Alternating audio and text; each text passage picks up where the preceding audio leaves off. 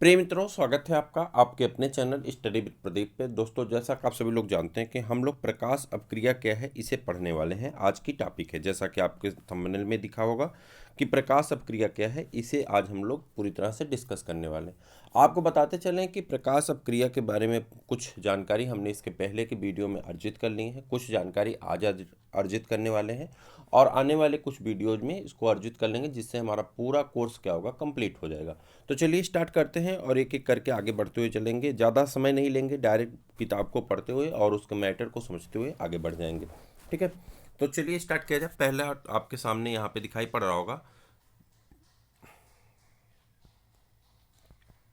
प्रकाश अपक्रिया अथवा इसी को प्रकाश रसायन चरण में प्रकाश अवशोषण, जल विघटन, ऑक्सीजन निष्कर्षण तथा उच्च ऊर्जा रसायन माध्यमों जैसे एटीपी एनएडीपीएच का निर्माण शामिल है। इतने कार्य होते हैं। कितने कार्य होते हैं? कह रहा प्रकाश अपक्रिया के दौरान प्रकाश रसायन यानी प्रकाश जो सूर्य ऊर्जा है उसे रासायनिक ऊर्जा में कन्वर्ट किया जा रहा है। प्रकाश के चरण के प्रकाश अवशोषण और जो अवशोषित होने वाले, आपने पढ़ा था लेंडन मान, एक लेंडन मान का वो पढ़े होंगे 10% ला। उसमें बताया गया कि इन्वायरमेंट में आने वाली 1% ऊर्जा पौधों द्वारा अवशोषित कर ली जाती है और फिर उसके बाद अलग अलग ट्रॉफिक लेवल में 10% ऊर्जा का संचरण होता है, यानी मान आगे बढ़ता है। इकोलॉजी में है 10% ला, किसका है? लेंडन मान ने दिया था और मुझे लगता है 1917 या 1921, सन बहुत कंफर्म नहीं है। तो लेंडन मान ने दिया था 10% ला और उसे आपने पढ़ा होगा, नहीं पढ़े होंगे तो इकोलॉजी में पढ़ेंगे। तो वहाँ पे बताया गया कि पहले जो सूर्य से ऊर्जा आती है, यानी हमारे जो ट्रोपोस्फियर में हमारी एनर्जी आती है जब सूर्य से, तो यहाँ पे किस पे पड़ती है? पौधों पे पड़ती है। और जब पौधों पे पड़ती है तो उसकी 1% ऊर्जा पौधों द्वारा एब्जॉर्ब कर ली जाती है, बाकी 99% ऊर्जा रिफ्लेक्ट हो जाती है, यानी वो वापस चली जाती है। आपने फिजिक्स में पढ़ा होगा, आने वाली को आपतित किरण, जाने वाली को परावर्तित, यानी इंसिडेंट रे, रिफ्लेक्टेड रे इत्यादि चीज़ें आपने पढ़े होंगे। तो उसके बाद फिर जैसे ही प्रोड्यूसर इस ऊर्जा को लेता है, प्रोड्यूसर के लेने के बाद यह ऊर्जा किस में जाती है? हर्बीवोरस खाता प्रोड्यूसर को हर्बीवोरस खाता, हर्बीवोरस को कार्निवोरस, कार्निवोरस को टॉप कार्निवोरस। तो इस प्रकार से यह एनर्जी चेंज चलता है, फूड चेंज चलता है। तो उसमें लेंडन मान ने बताया कि 10% ऊर्जा अपने नेक्स्ट लेवल में जाता है। ये बात याद रखिएगा, 10% का नियम किससे संबंधित है? लेंडन मान से। ठीक है, सन बहुत कंफर्म नहीं, चेक कर लीजिएगा। ठीक है, चलिए आगे बढ़ जाते हैं। तो कह रहा है यहाँ पे रासायन मतलब प्रकाश ऊर्जा का रसायन ऊर्जा में बदलना, जल का विघटन होना, ऑक्सीजन का निष्कर्षण, जब प्रकाश संश्लेषण रिएक्शन होता है तो ऑक्सीजन बाहर निकलती है, तथा उच्च ऊर्जा रसायन माध्यमों जैसे एटीपी और एनएडीपीएच का निर्माण होना। इतनी प्रक्रियाएं प्रकाश अपक्रिया के अंतर्गत शामिल होती हैं। इस प्रक्रिया में अनेक प्रोटीन कॉम्प्लेक्स सम्मिलित होते हैं, जहाँ यहाँ वर्णक जो सुस्पष्ट प्रकाश रसायन लाइट हार्वेस्टिंग कॉम्प्लेक्स यानी LHC, जिसे फोटो सिस्टम प्लस या PS फर्स्ट तथा photo system second PS second कहते हैं, में गठित होता है। इन्हें खोज के क्रम में ये नाम दिए गए हैं, ना कि प्रकाश अपक्रिया के दौरान इनके काम के अनुक्रम में। ठीक, LHC प्रोटीन से आबद्ध हजारों वर्णक अणुओं से बने होते हैं। प्रत्येक फोटोसिस्टम में सभी वर्णक होते हैं सिवाय क्लोरोफिल एक के एक अणु के। कह रहा सभी फोटोसिस्टम में प्रत्येक फोटोसिस्टम में सभी वर्णक होते हैं सिवाय क्लोरोफिल ए के एक अणु के। ठीक है, तथा LHC का निर्माण करते हैं, जिन्हें एंटीनी कहते हैं। क्या कहा जाता है? एंटीनी कहा जाता है। यह वर्णक विभिन्न तरंग दैर्ध्यों के प्रकाश को अवशोषित कर प्रकाश संश्लेषण को अधिक दक्ष बनाते हैं। क्लोरोफिल ए का एक अकेला अणु अभिक्रिया केंद्र बनाता है। क्लोरोफिल ए का एक अकेला अणु अभिक्रिया केंद्र बनाना है, जो फोटोसिस्टम में प्रतिक्रिया केंद्र पृथक होते हैं। PS फर्स्ट के अभिक्रिया केंद्र क्लोरोफिल ए का अवशोषण शीर्ष कितने 700 NM पर होता है, अतः इसे P700 कहते हैं। PS द्वितीय का अवशोषण 680 NM पर होता है, अतः इसे 680 NM कहते हैं। ठीक, इलेक्ट्रॉन परिवहन, फोटो सिस्टम द्वितीय के दौरान में अभिक्रिया केंद्र में मौजूद क्लोरोफिल ए 680 NM यानी नैनोमीटर वाले लाल प्रकाश को अवशोषित करता है, जिससे इलेक्ट्रॉन उत्तेजित होकर के परमाणु नाभिक से दूर चला जाता है। इस इलेक्ट्रॉन को एक इलेक्ट्रॉन ग्राही ले लेता है और इसे इलेक्ट्रॉन्स ट्रांसपोर्ट सिस्टम, जिनमें साइटोक्रोम होता है, पहुंचा दिया जाता है। इलेक्ट्रॉन की यह गतिविधि अधोगामी है और उपपचयो विभव मापन यानी रिडॉक्स पोटेंशियल स्केल के रूप में होता है। जब इलेक्ट्रॉन्स परिवहन श्रृंखला से इलेक्ट्रॉन्स गुजरते हैं तब उनका उपयोग नहीं होता, बल्कि उन्हें फोटो सिस्टम पीएस फर्स्ट के वर्णकों में दे दिया जाता है। इसके साथ ही साथ पीएस फर्स्ट का अभिक्रिया केंद्र के इलेक्ट्रॉन भी लाल प्रकाश को 700 nm तरंगदैर्घ्य को अवशोषित कर उत्तेजित होता है और यह अन्य ग्राही अणु में जिसका अपचयोपचय यानी रिडक्स विभव अधिक हो स्थानांतरित होता है। ये इलेक्ट्रॉन्स पुनः अधोगामी गति करते हैं, परंतु इस प्रकार वे ऊर्जा से प्रचुर NADP अणु की ओर जाते हैं। ये इलेक्ट्रॉन्स NADP प्लस को अपचयित कर NADPH प्लस को बनाते हैं। इलेक्ट्रॉन्स के स्थानांतरण की यह सारी योजना PS द्वितीय से शुरू होकर के शिखरों परिग्राही की ओर इलेक्ट्रॉन्स परिवहन श्रृंखला से होते हुए PS फर्स्ट तक इलेक्ट्रॉन की उत्तेजना, अन्य ग्राही में स्थानांतरण और अंत में अधोगामी होकर के NADP को अवशोषित कर NADPH प्लस के बनाने तक होती है। यह सारी योजना जेड के आकार की होती है, इसलिए इसे जेड स्कीम कहते हैं। यह आकृति तब बनती है जब सभी वाहक क्रमानुसार एक अपचयोपचय विभव माप पर होते हैं। जल का विघटन। जब आप पूछेंगे कि पीएस द्वितीय कैसे इलेक्ट्रॉन्स की आपूर्ति निरंतर करता है, तो वे इलेक्ट्रॉन को फोटो सिस्टम द्वितीय से निकालते हैं और जिनकी जगह निश्चित ही दूसरे को लेनी हो चाहिए। जल विघटन का संबंध पीएस द्वितीय से है। जल यानी H+O तथा हाइड्रोजन तथा इलेक्ट्रॉन के विघटन होता है। इससे ऑक्सीजन उत्पन्न होती है, जो प्रकाश संश्लेषण का एक शुद्ध उत्पाद होता है। फोटो सिस्टम प्रथम से निकलने वाले इलेक्ट्रॉन्स फोटो सिस्टम द्वितीय में उपलब्ध कराए जाते हैं। आपको यहाँ पे बता दें, देखिए आपसे कई बार पूछा जाता है कि जो प्रकाश संश्लेषण दौरान ऑक्सीजन निकलता है वह किससे निकलता है, तो आप कहेंगे जल के विघटन से निकलता है। बस इतना याद रखिएगा। यहाँ आप देखिए जल का विघटन हो रहा है, 4 हाइड्रोजन बन रहे हैं, 2 ऑक्सीजन मॉलिक्यूल बन रहा है और कुछ एनर्जी निकल रही है। हमें यह अच्छी प्रकार जान लेना चाहिए कि जल विघटन पीएस द्वितीय से संबंध है, जो थैलेकॉइड की झिल्ली की तीसरी झिल्ली की भीतरी ओर होता है। इस दौरान बनने वाले प्रोटॉन्स एवं ऑक्सीजन कहाँ मुक्त होते हैं? अवकाशिका यानी ल्यूमेन में तथा झिल्ली के बाहर की ओर। ठीक है, कहाँ पे होते हैं? ये क्या होगा? अवकाशिका तथा झिल्ली के बाहर की ओर। ठीक। चक्री व अचक्री फोटो फास्फोरेशन क्या होता है, इसको देख लेते हैं। फोटो फास्फोरेशन चक्री व अचक्री क्या होता है, इसको देख लेते हैं। जीवों में ऑक्सीकरण पदार्थों से ऊर्जा निकलने तथा उसे बंद ऊर्जा के रूप में संचय करने की क्षमता होती है।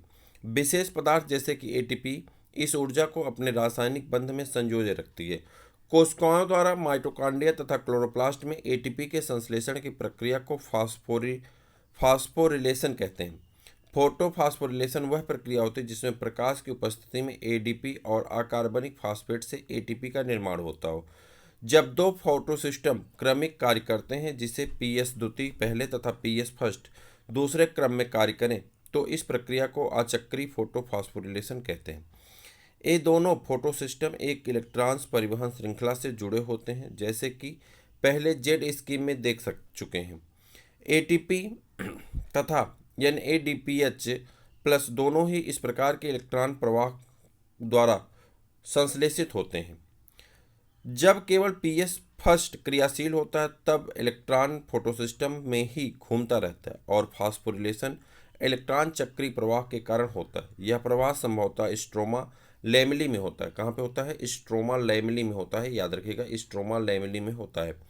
ग्राना की जो कोशिकाएं होती हैं, ग्राना की झिल्ली तथा लैमेला में पीएस फर्स्ट और पीएस द्वितीय दोनों ही होते हैं, जबकि स्ट्रोमा लैमेली झिल्लियों में पीएस द्वितीय और एनएडीपी रिडक्शन एंजाइम होते हैं। उत्तेजित इलेक्ट्रॉन एनएडीपी में पारित नहीं होता, बल्कि वापस पीएस फर्स्ट कॉम्प्लेक्स में इलेक्ट्रॉन प्रवाह श्रृंखला द्वारा चक्रित होता रहता है। अतः चक्रीय प्रवाह में केवल एटीपी का संश्लेषण होता है, न कि एनएडीपीएच प्लस एच प्लस का। चक्रीय फोटोफॉस्फोरिलेशन तभी होता है जब उत्तेजना के लिए प्रकाश का तरंगदैर्घ्य 680 नियम से अधिक हो। रसारोहण परिकल्पना यानी केमियो ऑस्मोटिक हाइपोथेसिस।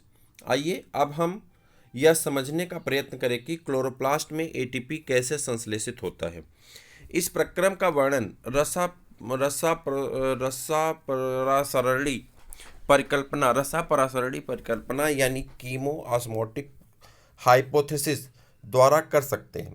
श्वसन की भांति प्रकाश संश्लेषण में भी एटीपी का संश्लेषण तथा एक झिल्लिका के आर पार प्रोटॉन प्रवणता के कारण होता है। यहाँ पर ये झिल्लिकाएं थैलेकॉइड में होती हैं। यहाँ पर यह झिल्लिकाएं किस में होती हैं? थैलेकॉइड में होती हैं। यहाँ पर एक अंतर यह है कि प्रोटॉन झिल्लिका के अंदर की ओर अर्थात अवकोशिका ल्यूमेन में संचित होता है। श्वसन में प्रोटॉन माइटोकॉन्ड्रिया की अंतराझिल्ली अवकाशिका में संचित होता है। जब इलेक्ट्रॉन्स एटीएस से गुजरते हैं, आइए यह समझें कि किन कारणों से प्रोटॉन प्रवणता झिल्लिका के आर पार होती है। हमें पुनः इन प्रक्रियाओं पर ध्यान देना होगा जो इलेक्ट्रॉन के सक्रियता और उनके परिवहन के समय संपन्न होती हैं, ताकि उन चरणों को सुनिश्चित किया जा सके जिससे के कारण प्रोटॉन प्रवणता का विकास होता है।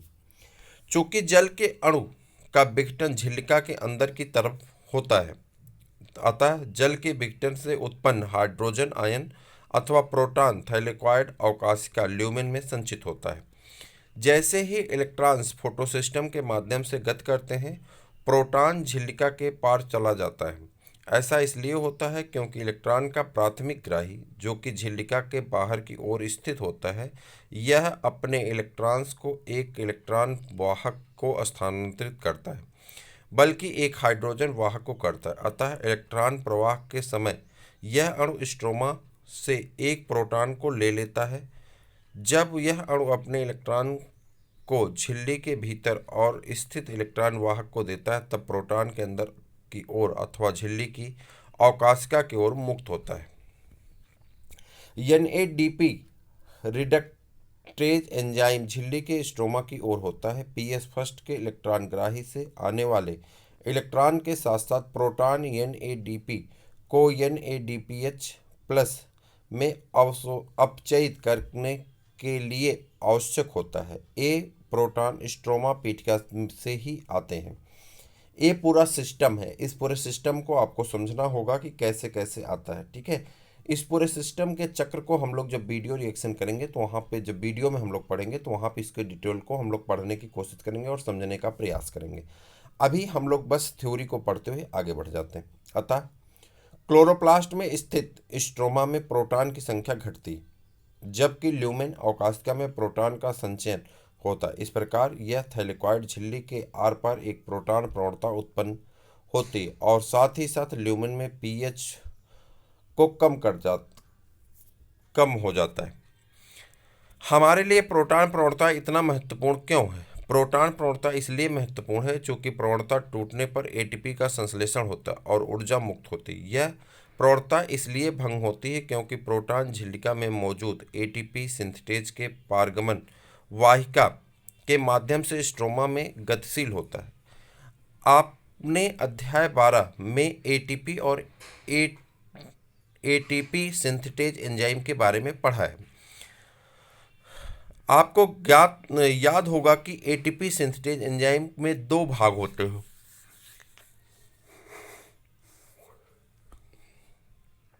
इसमें एक F0 कहलाता है जो झिल्लिका में अंतः स्थापित होता है, तथा एक पारगमन झिल्लिका चैनल की रचना करता है जो कि झिल्लिका के आर पार प्रोटॉन के विसरण को आगे बढ़ाता है। इसका दूसरा भाग F1 कहलाता है और थैलेकॉइड की बाहरी सतह से स्ट्रोमा की ओर होता है और ऊर्ध्व के रूप में होता है। प्रवणता का भंजन पर्याप्त ऊर्जा प्रदान करता है, जिसके कारण एटीपी सिंथेज के कण F1 में संरूपण परिवर्तन आता है, जिससे कि एंजाइम ऊर्जा में प्रचुर एटीपी का संश्लेषण कर सकते हैं। रसापरासरण यानी कीमोऑस्मोसिस के लिए एक झिल्लिका, एक प्रोटॉन पंप, एक प्रोटॉन प्रवणता और तथा एटीपी सिंथेज की आवश्यकता होती। प्रोटॉन को एक झिल्लिका के आर पार पंप करने के लिए ऊर्जा का उपयोग होता है, ताकि थैलेकॉइड ल्यूमेन में एक प्रवणता अथवा प्रोटॉन की उच्च सांद्रता पैदा हो सके। एटीपी सिंथेज के पास एक चैनल अथवा नलिका होती है जो झिल्लिका के आर पार प्रोटॉन के विसरण का अवसर देता है। यह एटीपी सिंथेज एंजाइम को सक्रिय करने के लिए पर्याप्त ऊर्जा छोड़ता है, जो एटीपी संश्लेषण को प्रेरित करता है। इलेक्ट्रॉन की गतिशीलता में से उत्पादित NADPH के साथ एटीपी भी स्ट्रोमा पीठिका में संपन्न होने वाले जैव उर्वरक से तुरंत उपयोग कर लिए जाएंगे, जो कार्बन डाइऑक्साइड के स्थिरण एवं शर्करा के संश्लेषण के लिए आवश्यक है। एटीपी तथा NADPH कहाँ उपयोग होते हैं? हमने पढ़ा है कि प्रकाश अभिक्रिया के उत्पाद एटीपी, NADPH तथा ऑक्सीजन है। इनमें से O2 क्लोरोप्लास्ट के बाहर विसरित होती है, जबकि एटीपी और NADPH का उपयोग आहार अथवा शर्करा को संश्लेषित करने वाली प्रक्रिया में होता है। यह प्रकाश संश्लेषण का जैव संश्लेषण चरण होता है। यह प्रक्रिया परोक्ष रूप से प्रकाश पर निर्भर नहीं होती, बल्कि यह प्रकाश की प्रक्रियाओं के उत्पादों अर्थात एटीपी तथा NADPH के अतिरिक्त कार्बन डाइऑक्साइड और जल पर निर्भर करती। आप शायद यह आश्चर्य कर सकते हैं कि इसकी सत्यता की जांच कैसे की जा सकती है। यह बहुत ही सरल है। प्रकाश उपलब्ध न होने के तुरंत बाद कुछ समय तक के लिए जैव संश्लेषण प्रक्रिया जारी रहती है और इसके बाद बंद हो जाती है। यदि इसके बाद पुनः प्रकाश उपलब्ध होता है तो पुनः संश्लेषण प्रारंभ हो जाता है। अतः जैव संश्लेषण चरण को अप्रकाशीय अपक्रिया यानी डार्क रिएक्शन कहना क्या एक मिथ्या है? अपने साथियों के बीच इसकी चर्चा करिए। आइए हम देखें कि जैव संश्लेषण चरण में एटीपी और NADP का उपयोग कैसे होता है। हम पहले देख चुके हैं कि पानी के साथ कार्बन डाइऑक्साइड के मिलने से CH2O यानी शर्करा का निर्माण होता है। यह वैज्ञानिकों की रुचि थी कि उन्होंने यह खोजा कि प्रक्रिया कैसे संपन्न होती है, अथवा यह जाना कि कार्बन डाइऑक्साइड की प्रक्रिया से आने से अथवा यौगिकीकृत होने से कौन सा पहला उत्पाद बनता है। द्वितीय विश्व युद्ध के ठीक बाद लाभदायी उपयोग हेतु रेडियो आइसोटोप का उपयोग किया गया। इस उपयोग में मेल्विन केल्विन का कार्य सराहनीय। उन्होंने शैवालों में रेडियो एक्टिव 14C को उपयोग प्रकाश संश्लेषण अध्ययन में किया, जिससे पता चला कि कार्बन डाइऑक्साइड यौगिकीकरण फिक्सेशन अथवा उत्पाद एक 3 कार्बन वाला कार्बनिक अम्ल था। इसके साथ ही उसने संपूर्ण जैव संश्लेषण पथ की खोज की, अतः इसे केल्विन चक्र कहते हैं। इस पहले उत्पाद का नाम 3-फॉस्फोग्लिसरिक अम्ल तथा संक्षेप में PGA कहते हैं। इसमें कितने कार्बन परमाणु होते हैं? वैज्ञानिकों ने जानने का यह भी प्रयत्न किया कि क्या सभी पौधे कार्बन डाइऑक्साइड यौगिकीकरण स्थिरीकरण के बाद पहला उत्पाद PGA ही बनाते हैं अथवा फिर अन्य कोई उत्पाद भी बनता है। बहुत सारे पौधों के व्यापक शोध किए गए, जहां पर कार्बन डाइऑक्साइड के यौगिकीकरण का पहला स्थायी उत्पाद पुनः एक कार्बनिक अम्ल था, जिसमें कार्बन के 4 परमाणु थे। यह अम्ल ऑक्सैलोएसिटिक अम्ल अथवा OAA कहलाता है। तब से प्रकाश संश्लेषण के दौरान कार्बन डाइऑक्साइड के स्वांगीकरण यानी एसिमिलेशन को 2 प्रमुख विधियों से बताया गया। जिन पौधों में कार्बन डाइऑक्साइड यौगिकीकरण का पहला उत्पाद C3 अम्ल PGA था, उसे C3 पथ कहा गया। ध्यान से देखिएगा, कह रहा है जिन पौधों में पहला उत्पाद C3 अम्ल यानी PGA था उसे C3 पथ, और जिनका उत्पाद C4 OAA था उन्हें C4 पथ कहते हैं। इन दोनों समूहों के पौधों में कुछ अभिलक्षण भी होते हैं, जिनकी चर्चा हम बाद में करने वाले हैं। कार्बन डाइऑक्साइड में प्राथमिक ग्राही। आइए अब हम अपने आप से यह प्रश्न पूछें जिसे कि उन वैज्ञानिकों द्वारा पूछा गया कि अप्रकाशीय अपक्रिया को समझने के लिए संघर्ष कर रहे थे। उस अणु में कितने कार्बन परमाणु हैं जो कार्बन डाइऑक्साइड को ग्राह्य करने के बाद 3 कार्बन यौगिक यानी अर्थात पीजीए बनाते हैं। अध्ययनों से पता चला कि ग्राही अणु एक 5 कार्बन वाला कीटोज सुगर यानी शर्करा है जिसे रिबलोज 1,5 बाईफास्फेट या बिसफास्फेट कहते हैं। ठीक है, 1,5 बिसफास्फेट कहा जाता है। ठीक, क्या आप में से किसी ने इस संभावना के बारे में सोचा था? परेशान मत होइए, वैज्ञानिकों को भी इसे जानने में बहुत समय लगा और किसी निष्कर्ष पर पहुंचने से पहले बहुत सारे प्रयोग किए गए। उन्हें यह भी यकीन था कि चूंकि पहला उत्पाद C3 अम्ल है अर्थात प्राथमिक ग्राही 2 कार्बन कंपाउंड होता है। उन्होंने पहले 2 कार्बन कंपाउंड को पहचानने के लिए कई वर्ष तक प्रयत्न किए। अंततः उन्होंने 5 कार्बन वाले रिबलोज बिसफास्फेट की खोज करने में सफलता प्राप्त की। केल्विन चक्र क्या होता है इसको देख लें हम लोग। केल्विन चक्र हमको पढ़ना है, हमारे कोर्स का हिस्सा है केल्विन चक्र। और उसके बाद केल्विन चक्र चूंकि आपका बड़ा है तो इसे हम लोग अलग करेंगे और उसी में हम लोग पढ़ेंगे C3 प्लांट क्या होते हैं, C4 पादप क्या होते हैं। और इसको पढ़ने के बाद हम लोग प्रकाश श्वसन यानी फोटो रिस्पायरेशन पा जाएंगे और एक एक टॉपिक को आगे बढ़ाते हुए चलेंगे। तो आज के लिए इतना ही, फिर मिलते हैं अगले वीडियो में जिसमें हम लोग चर्चा करने वाले केल्विन चक्र के बारे में। तब तक के लिए इजाज़त दीजिए। जय हिंद।